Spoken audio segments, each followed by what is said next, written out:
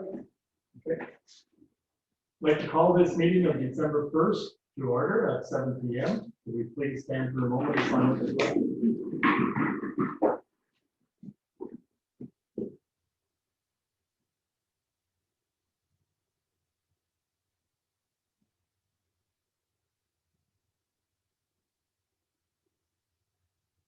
Thank you very much.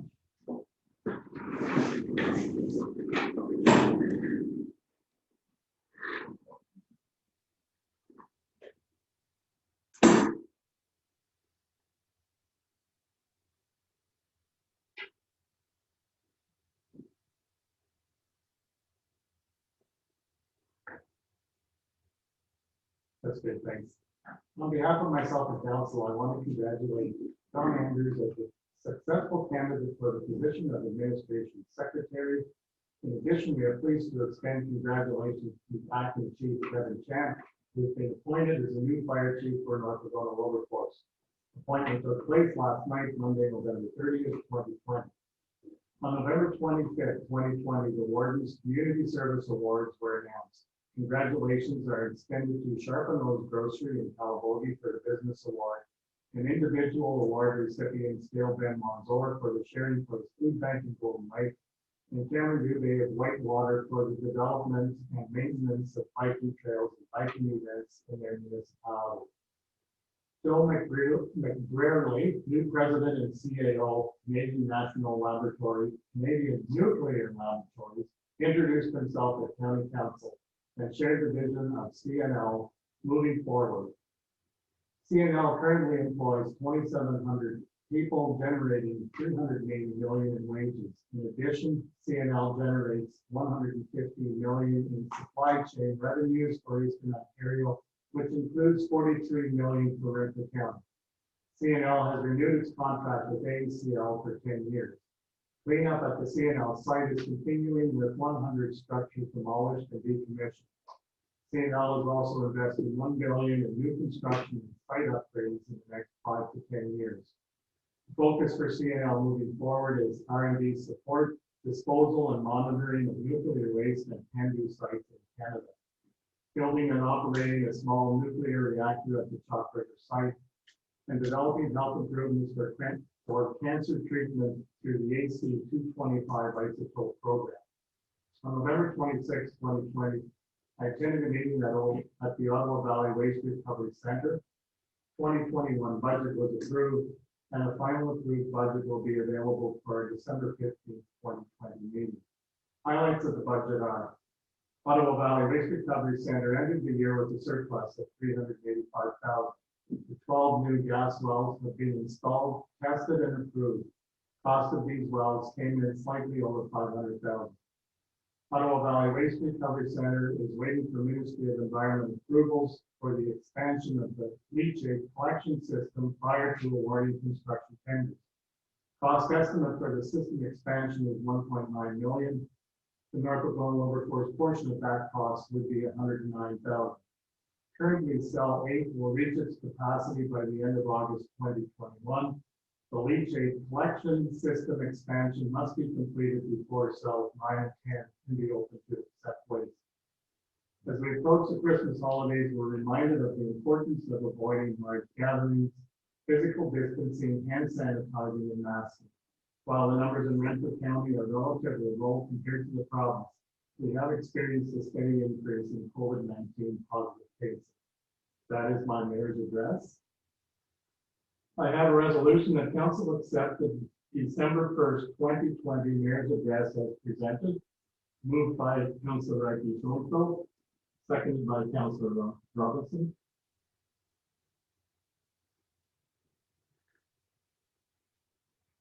I will call for the vote. Councillor Burns? Yes. Councillor Buchwald? Yes. Councillor Robinson? Yes. Councillor Reiki Schoenfeld? Yes. And I'm a yes, that's carried. Thank you.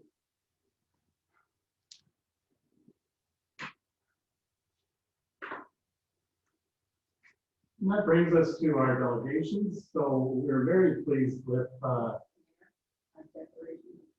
oh, I'm sorry, yes. Are there any declarations of pecuniary interest of the general nature thereof? Seeing none, then we'll move on to item 5, which is delegations. And we are pleased to have with us tonight Dale Ben from our food bank, the Sharing Place in Golden Lake. I wish I could pronounce correctly the name in Algonquin, but maybe I'll ask Dale if she could do that for me. Imagine, Latin knowledge, the gym. Translate to the Sharing Place. Thank you very much. So I'm just going to read the comments from the warden before I present the award to Dale. The recipient, Dale Ben Mazor of Golden Lake, North Algona Wilberforce. Dale's compassion, determination, and concern for her community shine through her contributions to our greater community. During the spring flooding of 2017, Dale was one of the partners of 2 Gals in the Truck, a team that assisted residents and families in need, supplying them with sandbagging and fundraising efforts, with all surplus funds going towards food hampers for the holiday season. She worked tirelessly to ensure that everyone who required food, clothing, or transportation would find assistance. Dale is dedicated to the people of the First Nation who works proudly with volunteers from the Algonquins of Pikwakanagan. During these pandemic times, she has devoted countless hours of her time, money, and resources towards establishing the Sharing Place Food Bank in Golden Lake. The food bank this food bank supplies people in need in surrounding communities who are limited in income and resources due to restrictions in place by the pandemic. Those who work with Dale quickly realize she is always seeking innovative ways to make sure her community is fed. She doesn't wait for people to come to her. She listens to her community. When she hears of a need, she seeks to meet it. So on behalf of the warden and all of County Council, I want to extend congratulations to Dale on a job very well done. We certainly appreciate it, and I know our community appreciates it as well.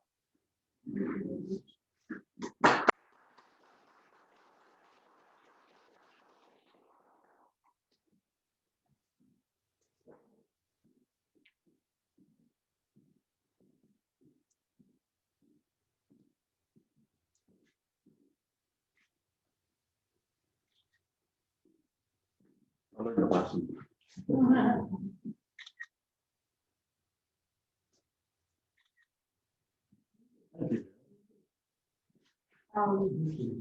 just want to thank you for your nomination and all your work you put into that, and all the people who have supported. I'm just really humbled, and I'm really honored to have this in my possession. We were talking earlier a year ago, we weren't in this place. There was a concept. The pandemic made it happen sooner, and it's also made us realize there is such a need out there, just in our postal code. So we're growing, and I just want to say thank you to everybody, and this is part of you too.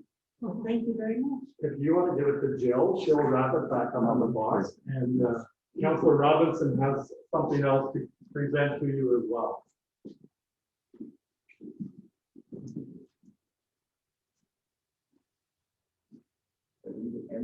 You can just take the page now, we'll wrap it later. Okay, just later.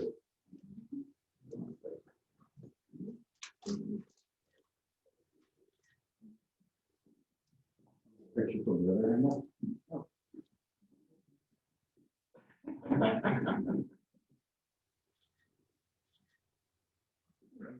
Thank you. Thank you. Thank you. Is that our number? Yeah. Yeah.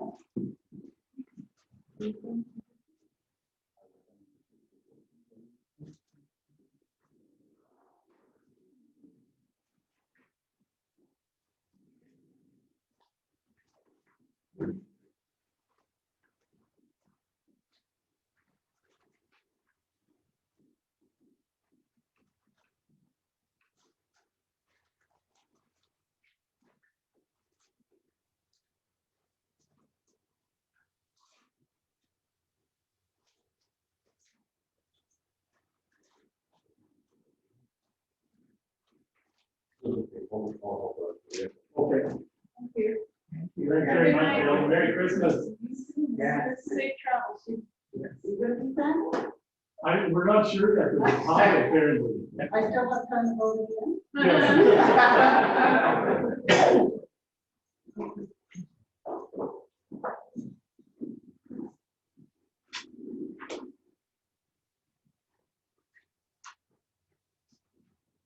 Item number 6 is the adoption of the minutes. So I have a resolution that council accepts the November 17th, 2020 minutes as presented. May I move in a second, moved by Councilor Burke, seconded by Councilor Reddy.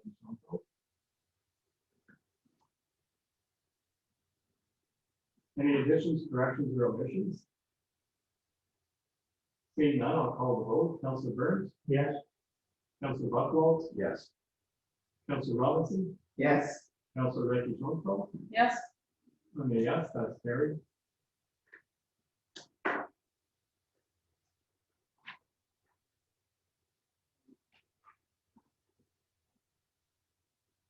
Item number 7 is the reports. So I have a resolution that council accepts the report and directs staff to bring forward in 2021 a report detailing the formation of an ad hoc committee for the revitalization of former gas stations and garages. And I get moving the second. Moved by Councilor Robinson, seconded by Councilor Buckwell.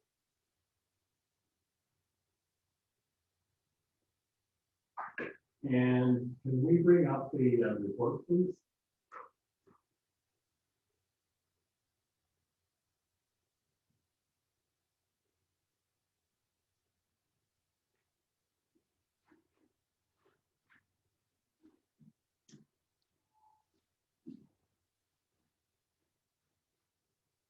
Do you want to speak to this at all, Michelle, or was it Andrew? Who was I will let speaking? Andrew, this is his Okay.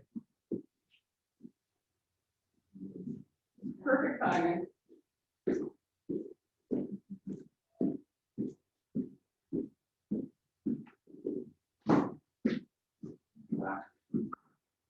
Just waiting for you to give us a little background on the revitalization. So just, you've all probably read the report.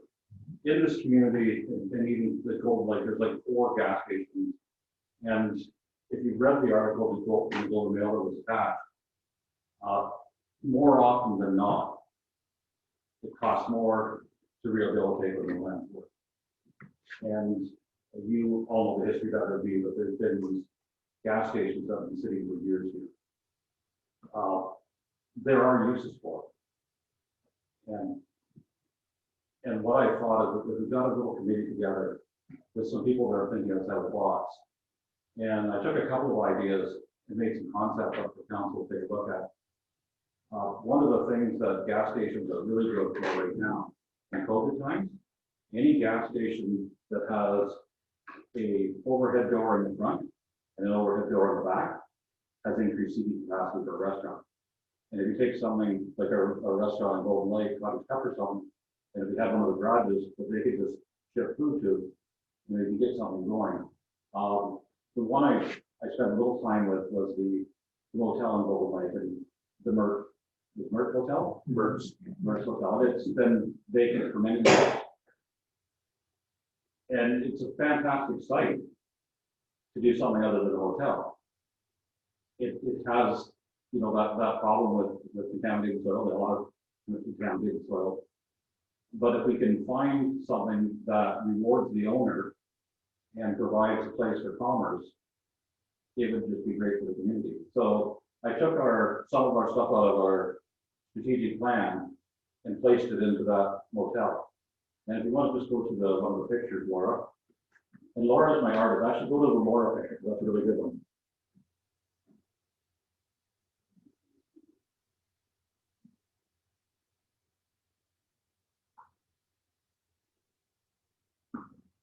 So it's a 7-unit motel.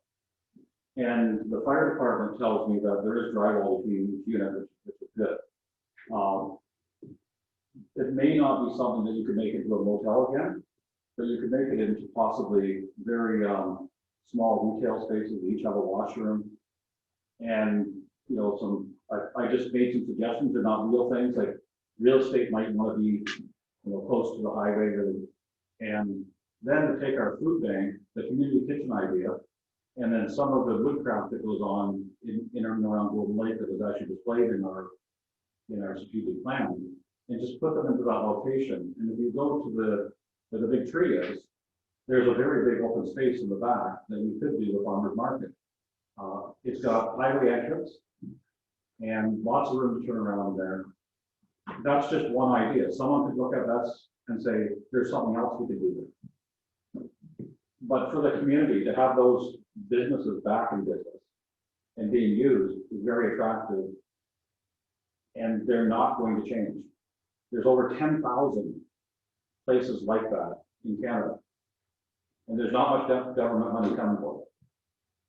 Some municipalities in Ontario actually have grants that they give. If you look at the example in the Globe and Mail, the one bank, they bought a lot for $700,000, and at the end it was $2.9 million to rehabilitate the site, so they could put a credit union on the site. So it's not going to happen. I have had the experience of doing them myself, and I've had the most lucky one in the world, but that was a $2,000 one. I'm never going to see it again. So this is just a suggestion, and we have some really creative thinking in our community. Just to have an ad hoc committee together and just take a look and work with the owners and say, this is what you could have. So that's what this concept is all about. So if you go back to the report, Laura, or sorry, you can't do it.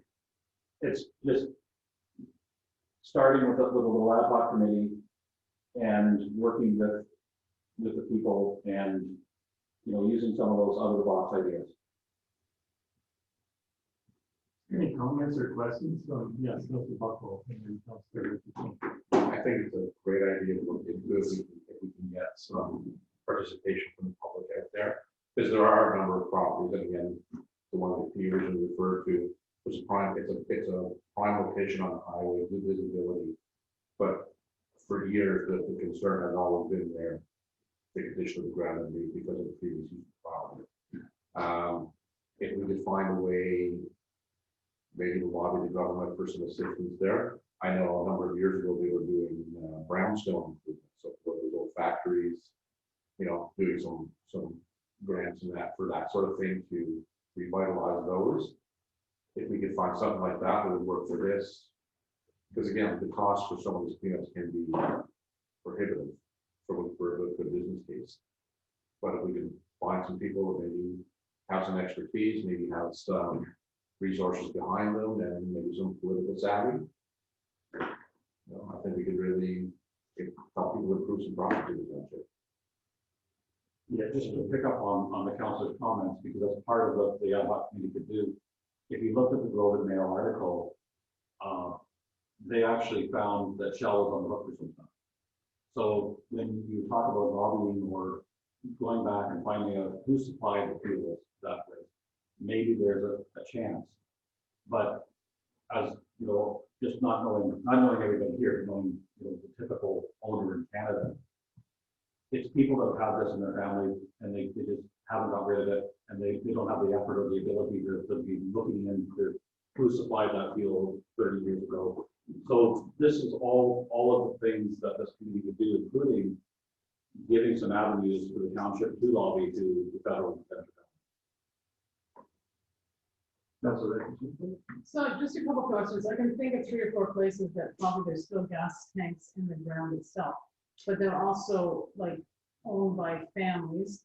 So then, like, to me, are we going to the families and saying, we're going to clean up this area so that we can make it into a business proposition? Like, let's say Merck's, the people that own Merck's, maybe they have no incentive or would want us to have the concept of having, like, a pottery shop and a candy shop and an ice cream shop and a hair salon. Like, so then are we helping them out with their problem?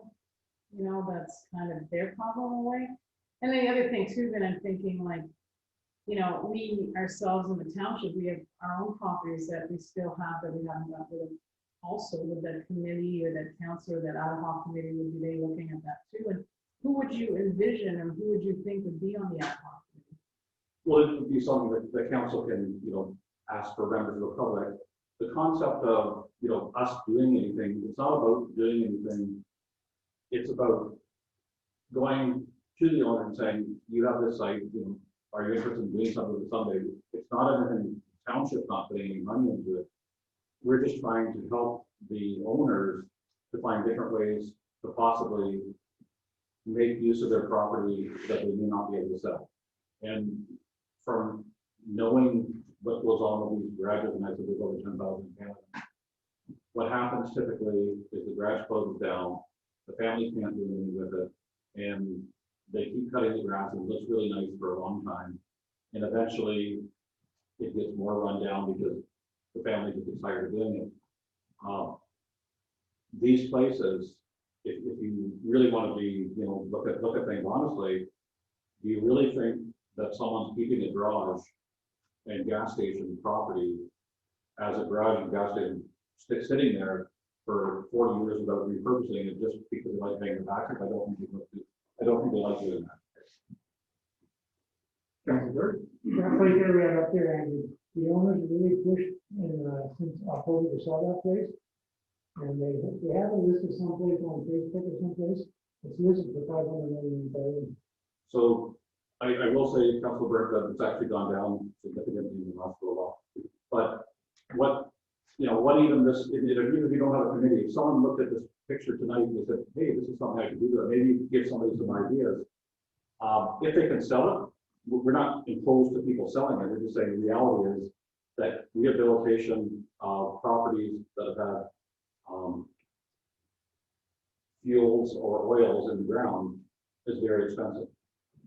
So we were trying to get some commerce happening in the municipality, and we're going to, as you drive in the municipality, you drive people right to see 4 gas stations or 4 with garages. What's going on? They're very well kept. They will say they're not looking derelict right now, but eventually will.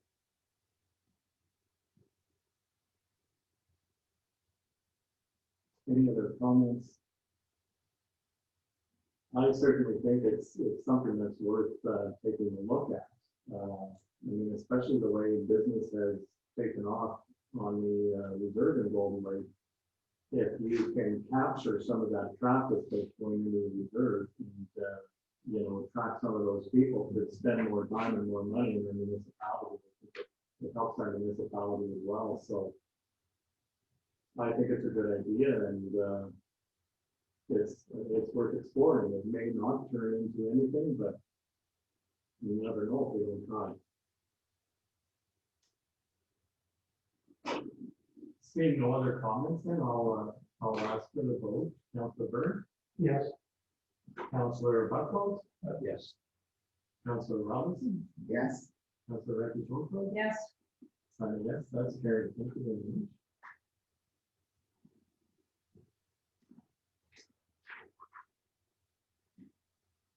Item 7.2 is the broadband. I have a resolution that the mayor and the CAO meet with the chief and executive director of Pequotton First Nation to discuss opportunities to work together to bring improved internet. And then move in seconders, moved by Councilor Buckles, seconded by Councilor Burke. Did you want to speak to this one, Peter? Sure. So this is Dale Booth has been hired as the executive director of operations at Waukega, and he called me up one day and asked if we'd like to meet and talk about things going on in Waukega and ways that the township and Waukega as often can operate. And one of the things that everyone needs is improved internet and the broadband, which is there's incentives coming out.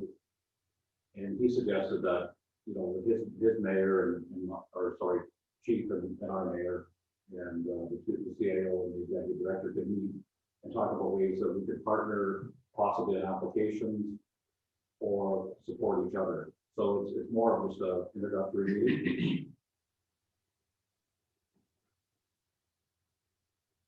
And I just received an update today that there's a webinar on December the 11th to talk about the broadband expansions. And I know there's been a couple of other recent emails I've been forwarding them to Andrew on different companies offering different solutions for improving broadband. And I know it's something that our residents have certainly been asking for, as far as us trying to live stream meetings and improve the quality of the communication. So I would say it's worth taking a look at as well. Councilor Buckle? I was actually just on the Industry Canada site today, looking at what internet's available locally. And as you come down Highway 60, I was looking at Gold Lake, because it's right in the hole. As you come down Highway 60, as far as the Bell office and down to the intersection, you can get 50 meg connections. The minute you cross the intersection, you can get 15. And the minute you go about another half a mile, you can get 5 or less. But yet it comes right. So providers are saying, well, yes, we can provide you with 50 meg internet in your community, but it stops right there. It doesn't serve the community. It just comes within the boundary. And that's what part of the issue with the broadband expansion is. And they're saying, well, yes, we can bring internet. We have internet in that community at this speed. Yeah, if you live on 100-foot right of way of the MTO. Right. But once you get past that intersection, there's nothing.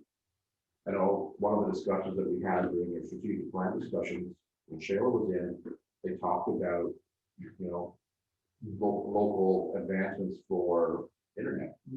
The infrastructure is there. We can, if we can find again partners, that have a business backing, you could easily bring Wi-Fi, internet by Wi-Fi into that whole part of the community and extend it up the highway and extend it down the back roads with towers. Without really having to use 5G. Right, yeah, so that's like kind of the interesting thing, right? Lots of people would like it, but maybe not through Wi-Fi, right? And so because you might want it through Wi-Fi and I'm ready to pass, right? So now I get, and there's that whole debate that's going on. So I think that's part of it. And an issue too, where we might think it's a great idea, but then there's a number of residents within the community that might think, you're infringing on my rights. So I guess it's definitely a difficult thing. Well, I know in 2011, Bell put in fiber all along County Road 30. But it's connecting that last mile, which is what they talk about. That's the expensive part. And I know I think they have a fiber line as far as Mountain Road on Highway 41, but I don't know if it comes down past our municipal office.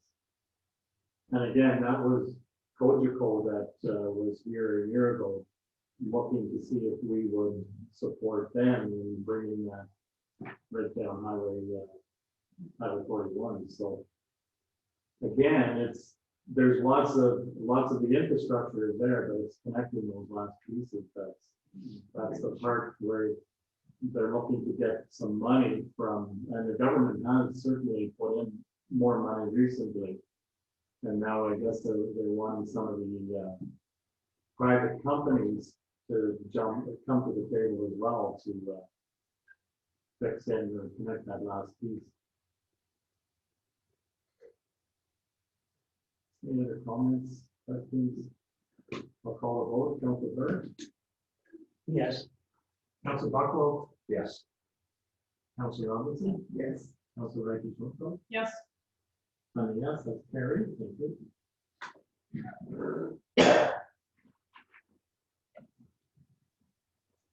Item 7.3 is the chief building official report. I have a resolution that council accepts the chief building official report is presented, and further the council directs the CAO to proceed with in-house building inspection services starting in 2021 at a cost not to exceed the historical township budget expense for building inspection services. I'm going to move in a second. Moved by Councilor Byrne, seconded by Councilor Robinson. And once again, I'll ask staff to speak to this, please? So with the help of, Jill will do this. Does council want us to read the report or have you reviewed the report? I'm okay with it 7 times. Yeah, I've been through it as well. So basically, this is something that we've talked about, people coming forward with a report, a little more detail. There will be one more report coming to council because we're coming up budget time. But this is, again, just to keep going the direction we're going. What I wanted to put in the report, and there's still some numbers to work out, is that it's not going to cost you more than it's cost you before, and you're going to have an alternate, a CBO and an alternate. So it will take about 4 months to do, but the schedule is there for training. And this we would do similar to what we do the bylaw enforcement officer. We put an in-house call out to see if any of our staff are interested in doing it. We have some fire department members that have supported that are related to this, which is helpful. We don't have a lot of buildings going on, but building is a user paid as a service. So as you increase you ramp up your service. What our plan that we're putting forward here requires a mentor.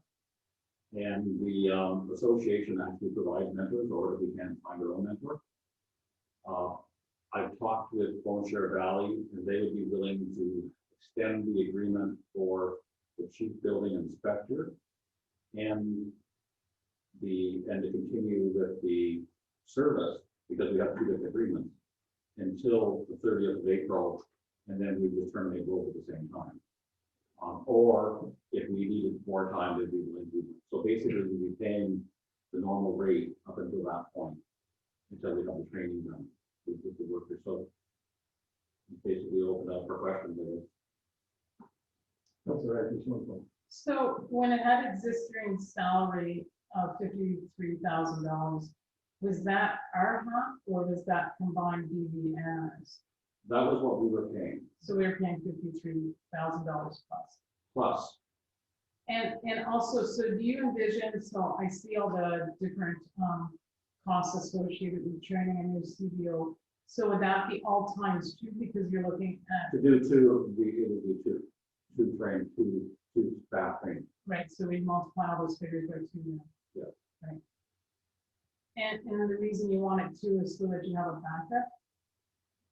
Because we anticipate in hiring in-house that we may need to have an extra body, but to have a backup is also a good thing. If we're extremely busy, you can send 2 people to 2 different places. The one problem with training, and it's always a problem no matter where you are, if you train someone, you may not keep that person, because they go to the next municipality.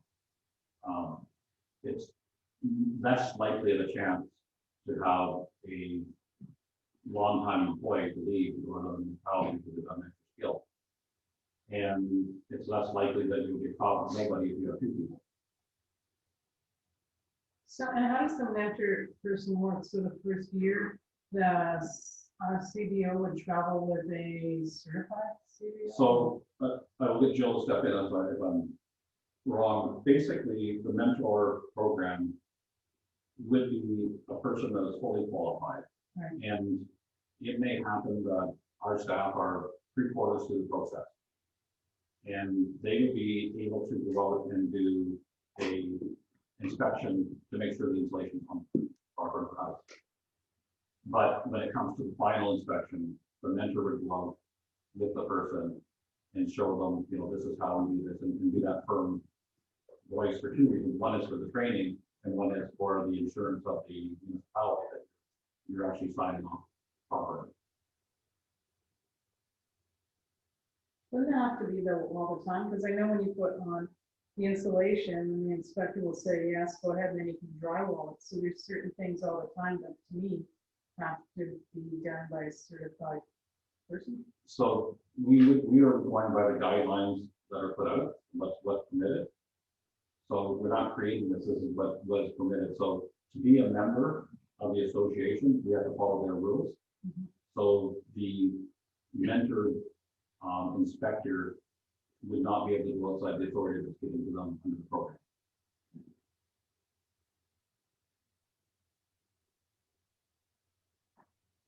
Do we have two staff that would be interested in doing it? I think we have one with us tonight.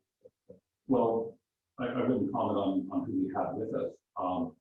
What we would do is what we did with the bylaw enforcement officer, we would put it out to staff, to all staff, and have, and then we would assess the staff if we can, use them in different spots. If I apply to be the CBO, then you can say, I want you here, maybe I say, I want you in a building. But we would make it open to all staff. It'd be an open competition. And if we don't have any staff, then we come back to another report to look outside. What do the internal postings look like this morning? Like, how do you advertise the internal postings, even for Dawn's? So basically, we have staff bulletin boards. You just put on stuff. So it's on the staff bulletin board. We make sure, so for example, the last position that we had, which was the one that, for the office administration, the fire department posted it on their bulletin board, and then we have a bulletin board in the hall, one side in the rear, and then there's one in the staff lunchroom, and the other in the building. Okay, thanks. If we were going to train 2 employees, do we pay for the whole cost of the training? So what you, there, in getting into, what I do as far as staffing, what you would normally do is you can pay a person a wage, but that doesn't guarantee you it's significant. You can look at an incentive where you take the course and you pass and you get an incentive. And that way you don't get the incentive unless you pass the course. That's a better way of doing it. And you've got some expectation that that person is going to want to stay with you because they got the course, now they want to leave. So you have the projected annual wages of $20,000. So would there be like a number one or a captain CBO, so they would guarantee the $20,000 plus a year, and then the alternative is just on a call-in basis where they get so much money for everything they did, or? So with the, and I wouldn't say don't look at the numbers that we gave you, but we since did this report, we talked to Bone Share Valley, we're going to bring back another report. And that's why I went with this is going to cost you less than it does now, basically.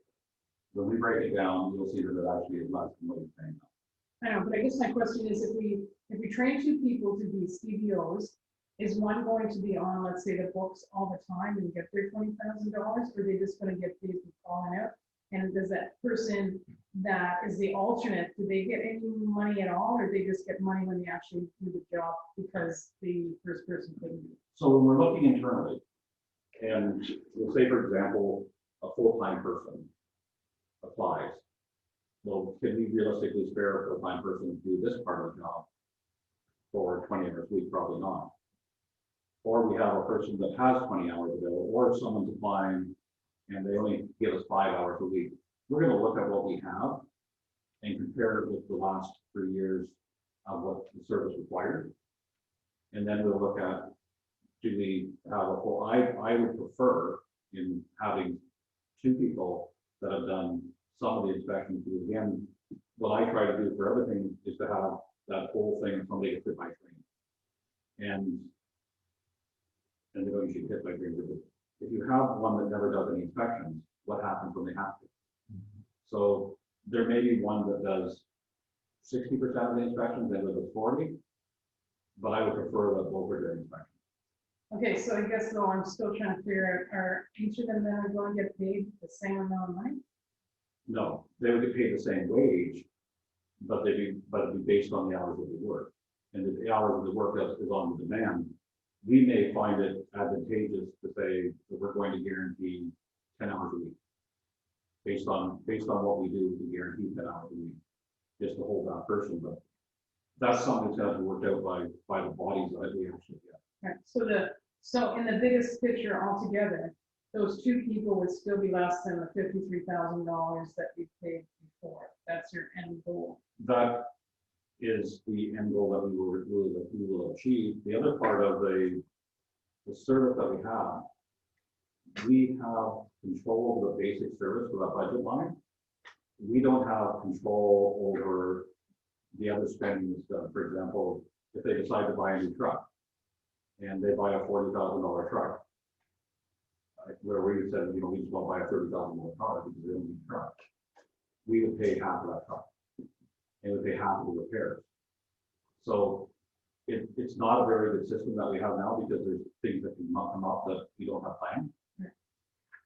I know when I was trying to draw a parallel between the doctor recruitment, so part of the way they got doctors in was with providing an incentive. So I guess what I'd like to see, if we did have 2 people, and then my thing is, if we pay for all the training and stuff like that, and they're doing a good job, and then all of a sudden there's need for a CBO in another municipality, they would just pick up and leave. Is there anything that we could write in that would say, you have to be with us for 2 years? If not, then you're gonna have to pay back the incentive money, just like the one doctor has done with the doctor recruitment. Because to me, I like the idea, I like the idea of keeping it in-house. I like all of that stuff, and I think it's more flexibility, and it's nice to help our employees out. That's great, but I just don't wanna put all this money into education, and then a better job comes up and then they leave without some kind of saying, that's fine, you can leave, we're not gonna keep you here, but we want you to pay back your training fees.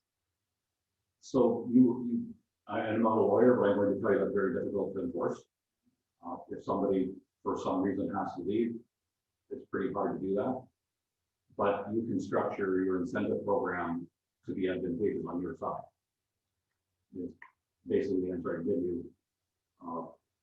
You can't force someone to stay. No, not force someone to stay, but I'm just saying, if we paid out X in education, and then it's not benefiting us, then to me, we've just lost our education money. And I guess not to get into a long discussion, but if we paid out $2,000 for education and we told them if you leave, you have to pay us $2,000, then they're not going to give us the money. You're going to have to recover it. You're going to have to recover it through legal means, which probably going to cost more than $2,000 to get it. But you can structure your incentives to be very positive for the staff.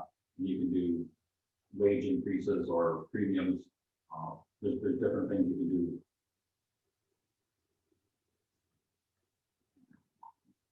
Councilor Burke. So we have to supply them with a vehicle too? Presently, we're supplying the building inspector with a vehicle. For us, and we have a bylaw which we built a vehicle. I would suggest that at some point that we buy a small car. We don't need a truck for the inspector or bylaw. But that would be probably the first. At first, we would rent something or lease something, which is very cheap. And why would we have to provide them with a vehicle? Because it's cheaper than mileage. And you also have to make sure that they're following the rules and keeping up the maintenance of their vehicle. Because if they have an accident, you can be liable for that accident. But if they were a contract, but we're trying to get away from contract.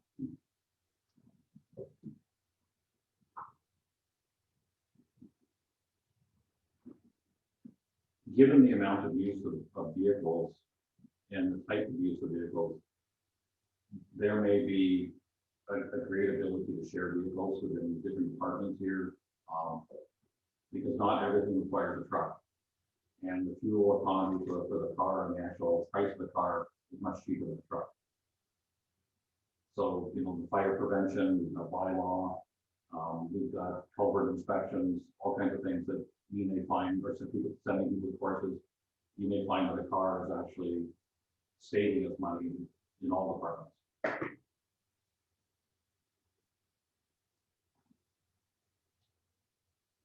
I just had one question. So right now, we pay basically half of a full-time salary for the current CDO.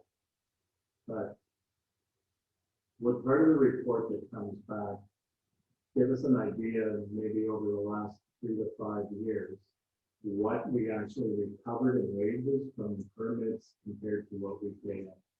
I believe we brought that forward in the past, and it's a losing proposition. I knew that. And, you know, what we try to do is, in the municipalities try to do is make building permits a user-paid system. And they use the cost recovery. We are very far from cost recovery, and so it's going through that.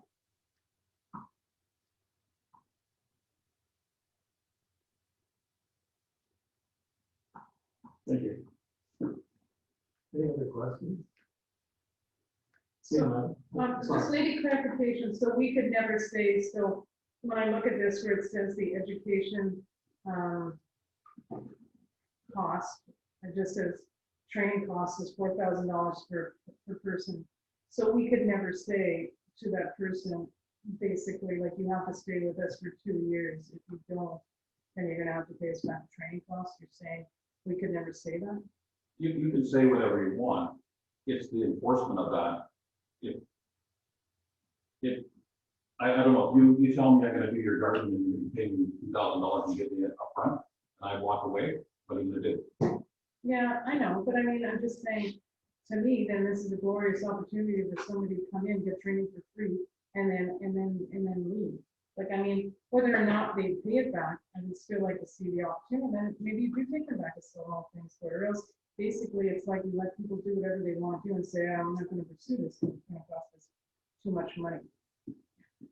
So I guess, but I can say that we will do what we can do within the confines of the law and their rights to be able to try to keep people here. As I said, we did that with the bylaw enforcement, and people that we train haven't walked away yet. So, you know, they have the ability to do that. Councilor Robinson. I'm just curious, is there a reason why we have to pay an interest? Pay 100% of the course. I would say that's an incentive to get someone to do it. We could put it out at less than 100%, but I would advise you not to do that.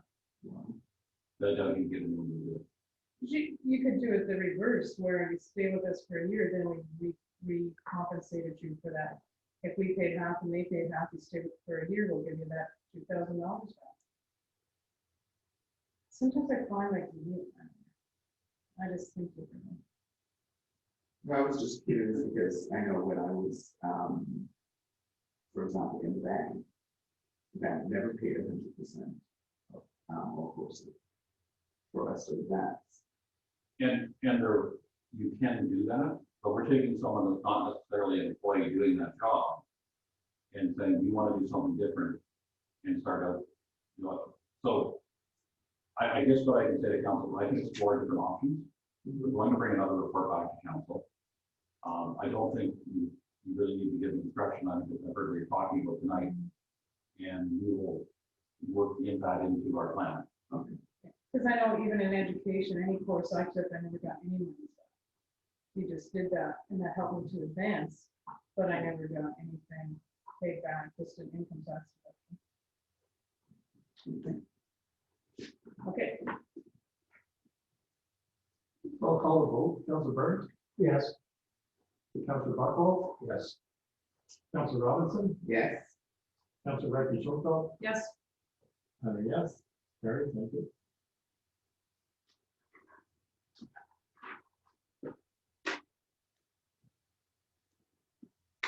Item 7.4 is the community safety and well-being report. I have a resolution. Whereas the province of Ontario has enacted legislation which now forms part of the Police Services Act of Ontario, requiring all municipalities to develop a community safety and well-being plan, to publish that completed plan on the internet. And whereas the legislation permits municipalities to work together to complete a joint community safety and well-being plan that focuses on emergency response, risk mitigation, prevention, and social development as the pillars of community safety and well-being planning. And whereas there have been discussions and a consensus has been reached between municipalities of the Township of Laurentian Valley, the City of Pembroke, the Town of Petawawa, the Town of Laurentian Hills, Town of Deep River, the Townships of Whitewater Region, Ed Clare and Mariah, the Township of North Algona Wilberforce, and portions of Addis and Bromley, to develop a joint community safety and wellbeing plan. And whereas the city of Pembroke has obtained a provincial grant and hired a qualified coordinator to guide the municipalities through the development process. And whereas an advisory committee has been established with broad representation from the participating municipalities, including municipal employees and members of the respective councils, as well as representatives of local health, human, and justice services. Now therefore be it resolved that the Council of North Algona Wilberforce Township formally agree participating in the development of a joint community safety and wellbeing plan, guided by the advisory committee, which will develop and present a joint plan for the review and ultimate final approval by each participating council, and that the bylaw enforcement coordinator will be the representative on the advisory committee, and the clerk treasurer will be the alternate. Can I get a mover and a seconder? Moved by Councilor Burns, seconded by Councilor Robinson.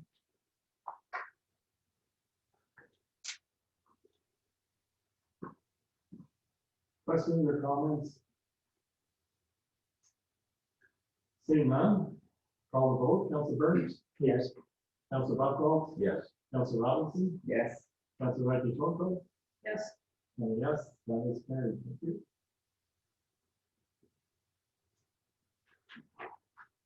Can I just ask a question?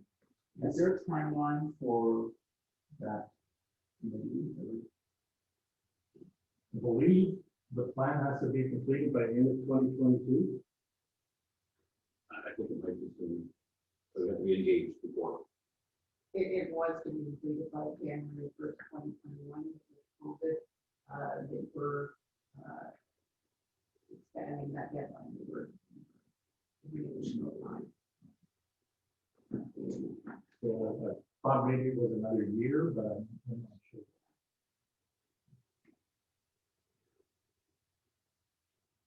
Item 7.5 is the COVID-19 ICIP stream for, and that's for a grant. I have a resolution, the council accepts the report on the ICIP COVID-19 stream and directs staff to proceed with an application. We have a mover and a seconder.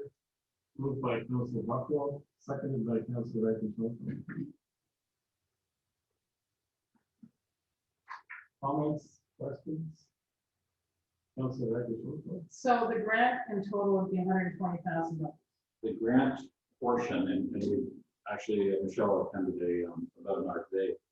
Our grant is $100,000. The reason we put $20,000 in was that we would make sure that we hit the 100. Otherwise, you know, if we apply for 100 and our project cost 92, then we wouldn't get the remainder of the grant. So the projects that were originally slated, the ones that were taking part, were exceeded $100,000.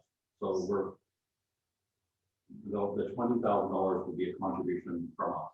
Okay, so the $100,000 you would anticipate if we were lucky to get it from the government, right?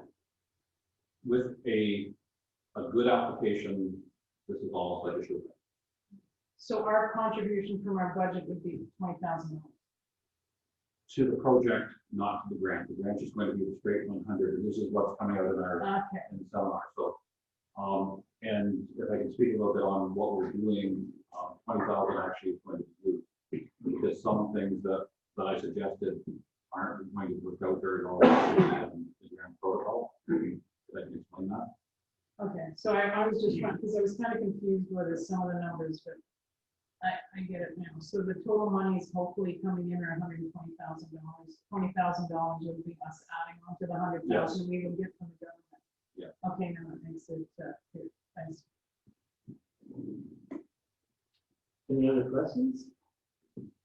Could I explain a few things on Yes, this? yes, Just because of your, can you go to the report and we just look at the screens, just so council understands what we're applying for. Do the report first. It was part of the report. So in the streams, and I'm show you the stream we're applying for. You have to be really strong on one. Is active transportation and infrastructure. So when we looked at projects the township has been working on with the Beacon Boat Launch, with Melissa Bishop, which we both applied for grants we did get, and then starting the Woodlands Trail, came up with a concept, we wrote a concept one, of putting all these together as adventure hubs, depots. So this we added today to just put this together a little bit more of exactly what we're getting. So at the Beacon Boat Launch, we're going to build the observation deck. We have material to do that. We plan to put a kayak and canoe launch pad there. Basically, if you look on the back wall, there's a few of those things. One thing we found analyzing the grant, Michelle was analyzing today, and we went through the water stuff isn't going to work very good with the grant.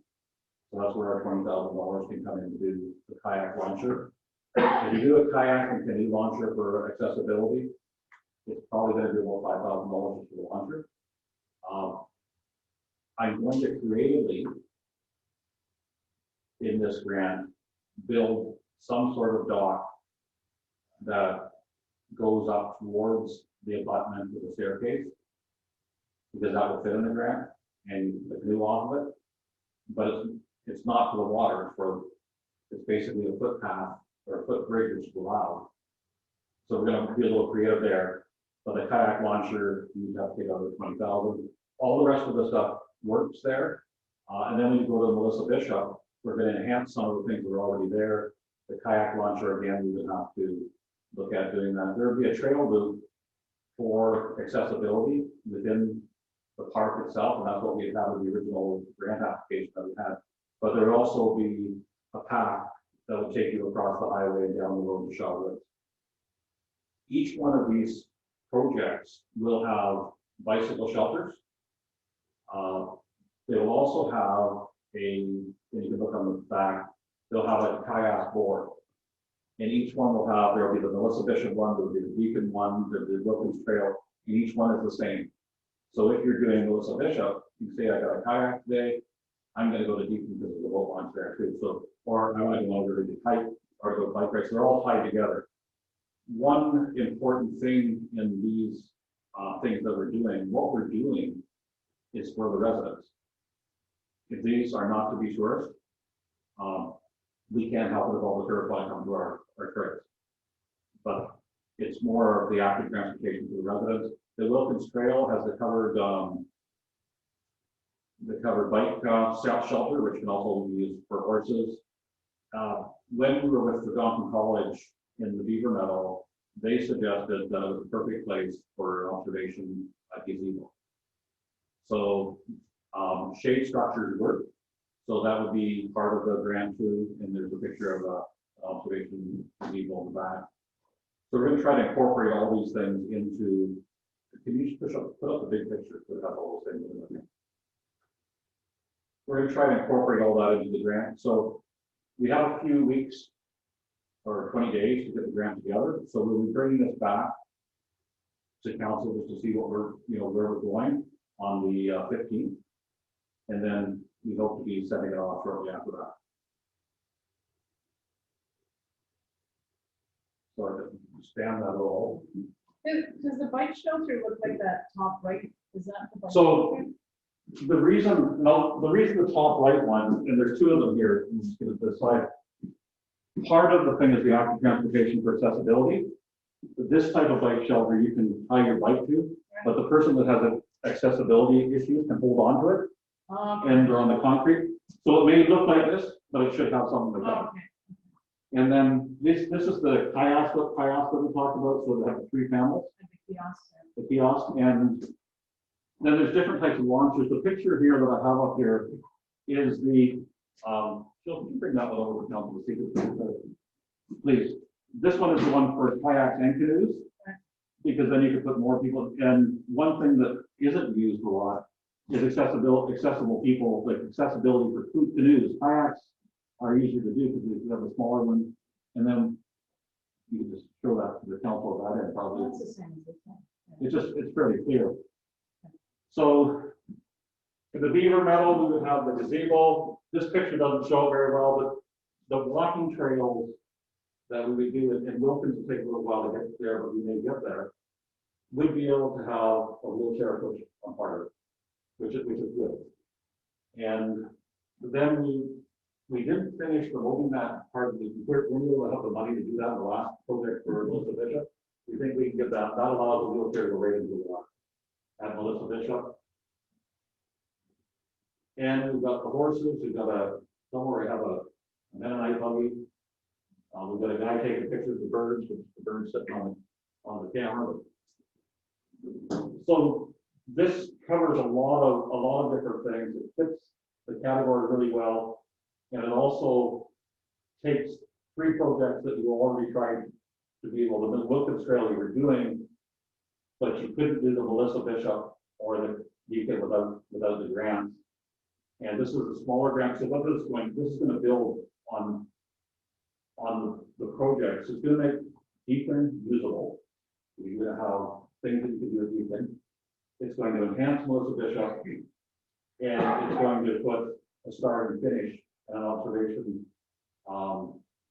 gazebo in the Wilkins Trail, and branding for each one, that they're all the same. Many schools have that, and I've talked about it before, special high skills major, and a number of them do have construction. I'm just telling you this.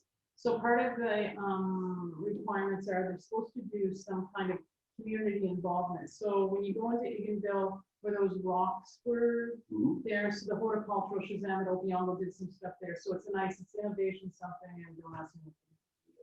I'm just saying that would be a perfect opportunity for a partnership between a school and one that has construction Shazam to be able to work with that, because that's something for the community.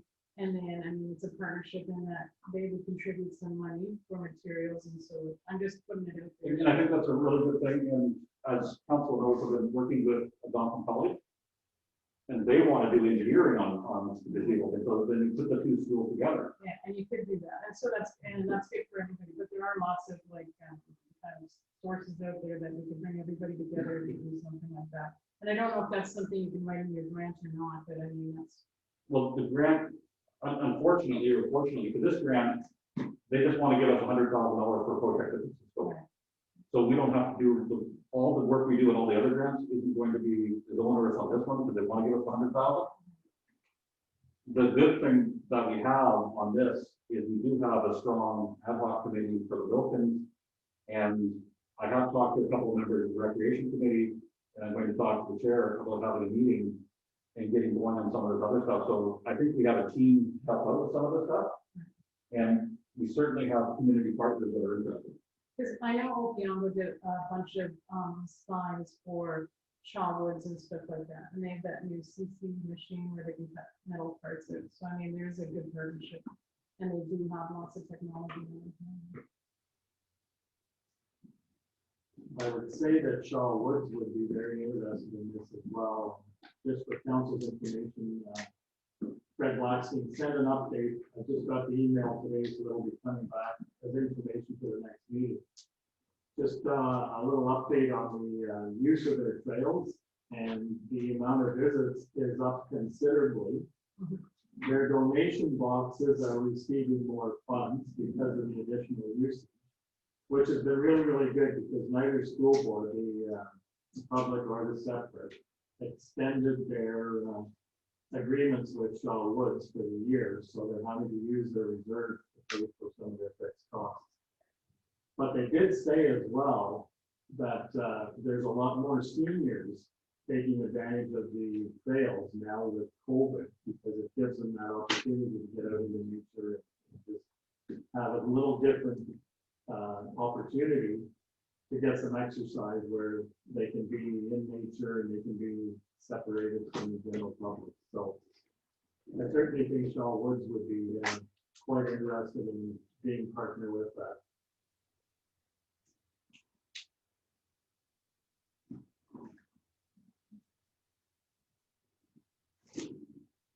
And no other questions, then I'll call the vote. Councilor Burns? Yes. Councilor Buckwald? Yes. Councilor Robinson? Yes. Councilor Reddy-Stonestall? Yes. And yes. Carried, thank you.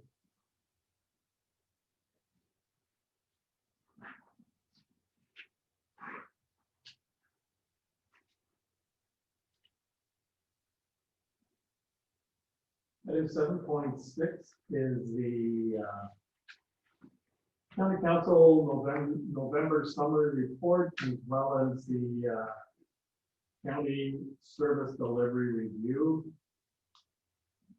Hopefully, council's had a chance to go through them and review them. Just for council's information, actually, I'll read the resolution first. The council accepts the county council November summary report and the county service delivery review as presented. I got a mover and a secondary, moved by Councilor Burns, seconded by Councilor Robinson.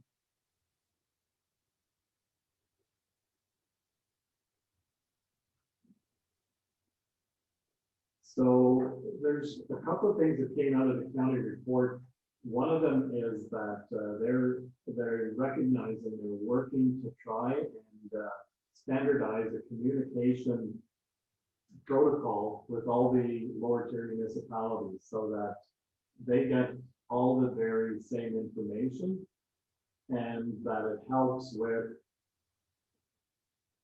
closing that loop where sometimes lower tiers aren't fully aware of what's happening at the county. So by having a communication strategy, they're hoping that they can improve that. The other thing that they recognize is that at the county, there's no document management system. There's a lot of paper files, but there's no electronic document management system. They're looking at getting a system where they can transfer all of their written documents into electronics. And they would be willing, once they get their system set up, maybe extend that services to the municipalities as well, which I think would be something that would be very helpful. And the other thing that they are going to try starting to do this year is when it comes to the public works, reaching out to the municipalities. So if there's a project that the county is doing within our municipality, to sit down, have that discussion with the CAO from our municipality so that if there's something that we want to do or maybe we were considering at the same time, that work can be coordinated. So it can be more effective when it comes to tendering. So those were some of the highlights. There's more details in the report if you read it. The other thing that's coming back to our council for the next meeting is that the county has an amended official plan where the province has given them the exemption from the provincial plan so that Renfrew County can amend some of the areas that are specific and unique to our Renfrew County. And that plan that they've made those amendments with is coming back to our council. We can review it and we have, I think, till the middle of January if we want to make comments or suggestions. Then we go back to the county, they'll review it, they'll take another look at the plan before it comes back for adoption. So just some of the things coming. And was that the plan, like the deer yard and stuff Yes. like that? And there was a number of other issues that, the That's county correct. was very upset about. Okay. Yes. And when you get a copy of the plan, we actually have highlighted in yellow the changes to the wording. So when we go through it, you can see some of the changes that they've identified. I thought I did see that. And maybe it is there. Yeah, I'm sure I saw it. Yeah, Because then I was saying to myself, is this, what we were talking about last year with the deer yards and I'm sure I saw it today.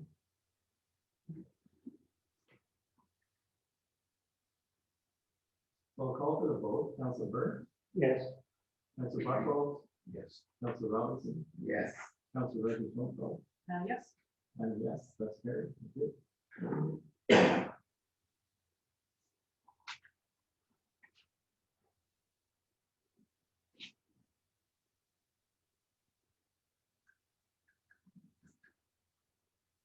So we're at departmental updates. We have a resolution that council accepts correspondence items 9.1.1 to 9.1.12 as information. And I got a mover and a secondary, moved by Councilor Reggie Schoenfeld, seconded by Councilor Byrd.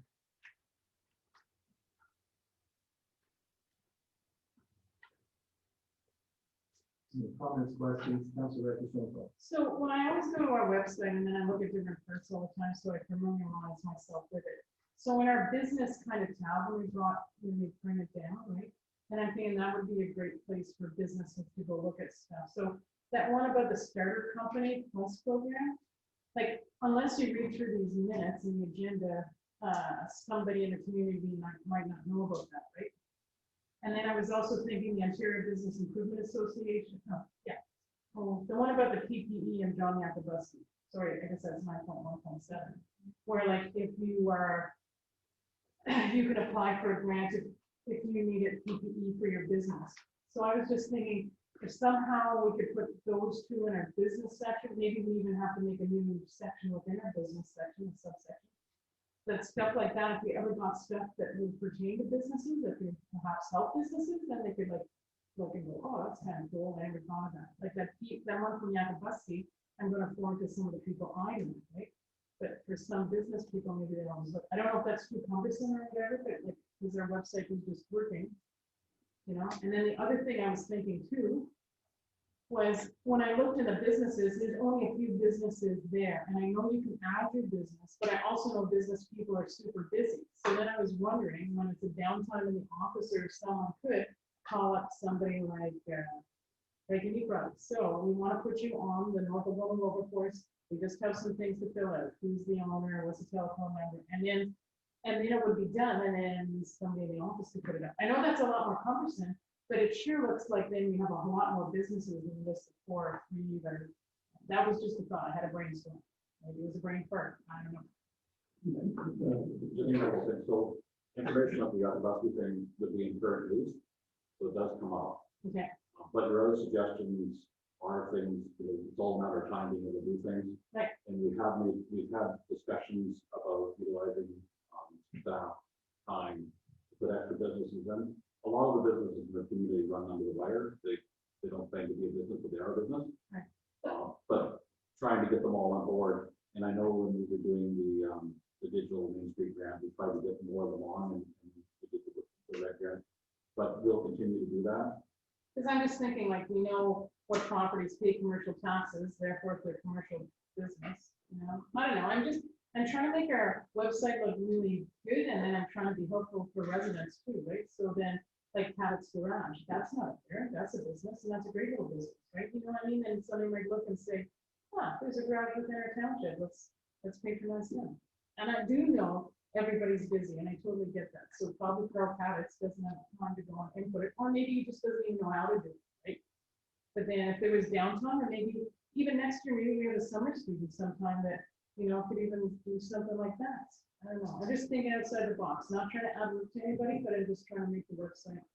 Plus, if I'm a business owner, I can access and I'm going to use it more useful because I'm finding great tips on it. I'm going to continue to do it, and maybe we'll see other things. It's interesting that you bring that up because I had the very same thought. In fact, I asked the county if they have a business directory where we could pick from the county's sites, just our download it, businesses yeah. and transfer it out. They don't do it anymore. They used to, but they said businesses change on a regular basis and they didn't have anybody to keep it current and keep it updated. And now with freedom of information legislation, you also have to get a release from every business before you can publish their information on a public site. So they said they like the idea of being able to do a county one, but they just haven't had that time to put that together either. So I think it's a great idea because there's also a grant that's now available for tourism operators. And anybody who's in that business, if they don't check with either the county or the province or ourselves, they might not even know it's available. So. Right, yeah. So, just a thought.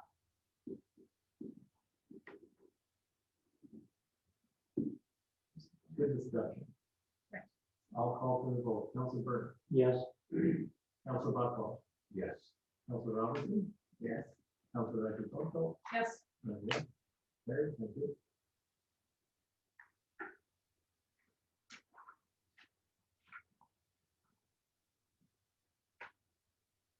So we're at agenda item 9.2.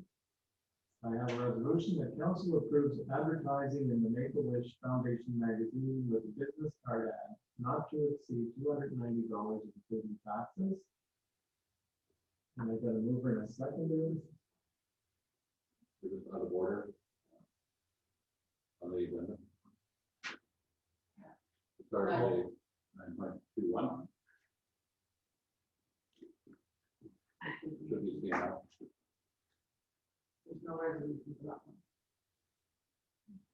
Look for Okay, so wait, I don't have resolution. So 9.21 is the CNL invitation, and that's to a virtual industry day event.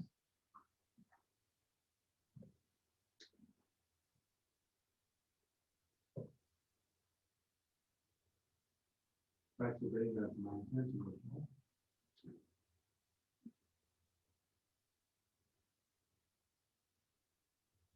So it's a virtual event taking place on Wednesday, December 9th, from 10 a.m. to 3 p.m.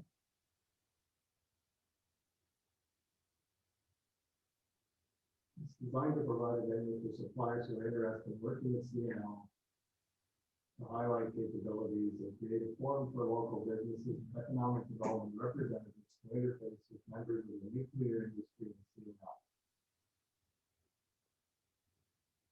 They're delivering it virtually and would like to invite us to take part of the event.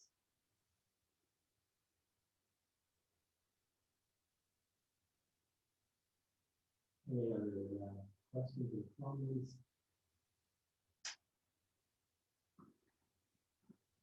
You do have to register in advance, I believe.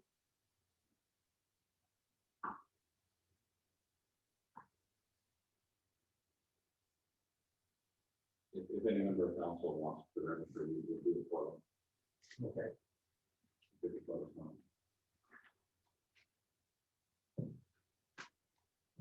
Anyone interested in registering?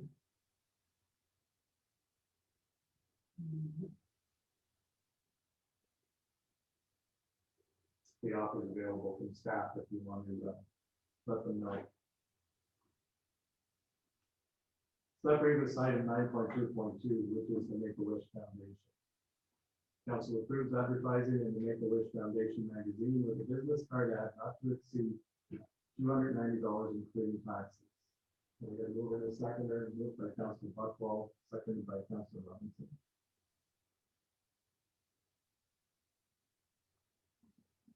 Comments, questions? Councilor Robinson. I don't believe that you've done this one before.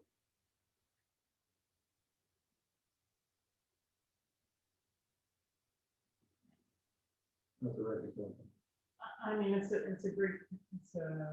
great idea, but I would rather give $290 to the food bank than $290 to make a wish.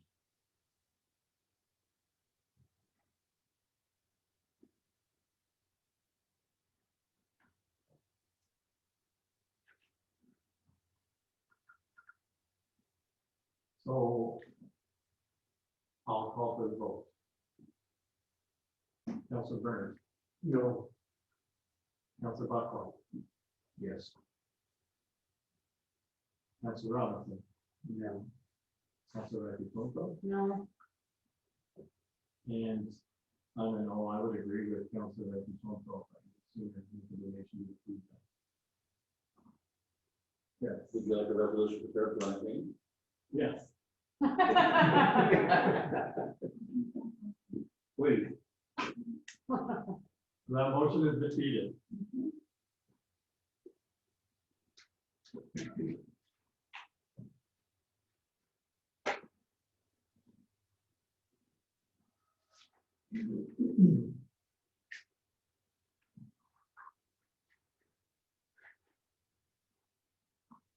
That brings us to bylaws.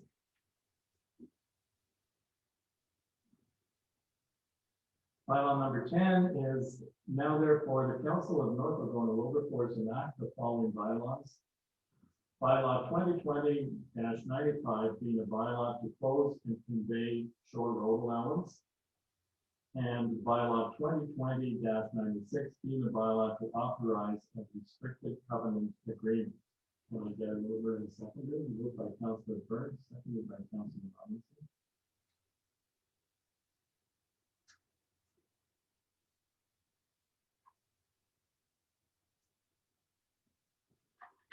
Comments or questions? Seeing none, I'll call a vote. Councilor Burns, Yes. Councilor Buckles, Yes. Councilor Robinson, Yes. Councilor Ryder. Yes, Yes, that's carried. Thank you.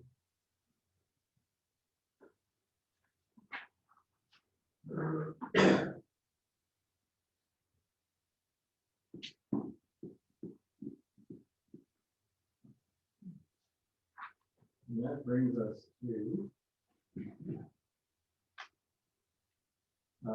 matters of urgency, notice of motion, reports from committees, upcoming meetings and unfinished business, and Councilor Burns, you wanted to bring forward something for the next council meeting? Yes, the service figure of the service that we supply. Using the money we got from the province of.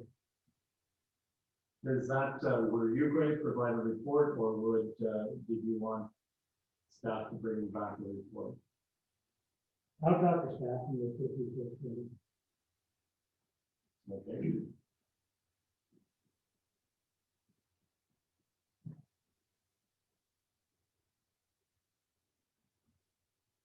Item number 14.3 is the official plan amendment. And that's the document that's included in your agenda. Item 14.4 is the council training session, December 18th, 2020.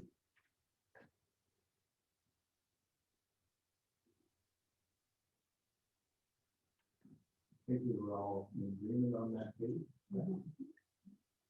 Councilor The only thing, if it was a snow day, I probably couldn't make it that day. We just used to go ahead without me, or we could change the another day. not gonna be something.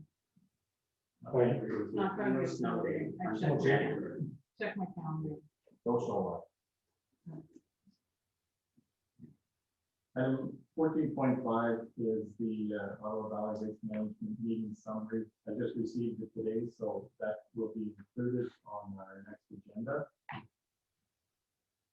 Item 15 is closed session, so we have two personal matters about identifiable individuals, including municipal or local board employees.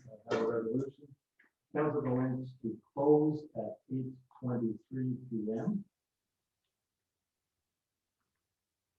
Pursuant to section 2.3.9, 2B of the Municipal Act, the two personal matters about identifiable individuals, including municipal or local board employees.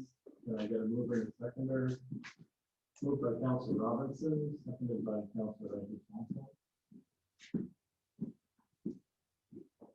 Councilor Burns, Yes. Councilor Buckwell, Yes. Councilor Robinson, Yes. Councilor Ryder. Yes. And yes. Okay. We are now closed. Laura, we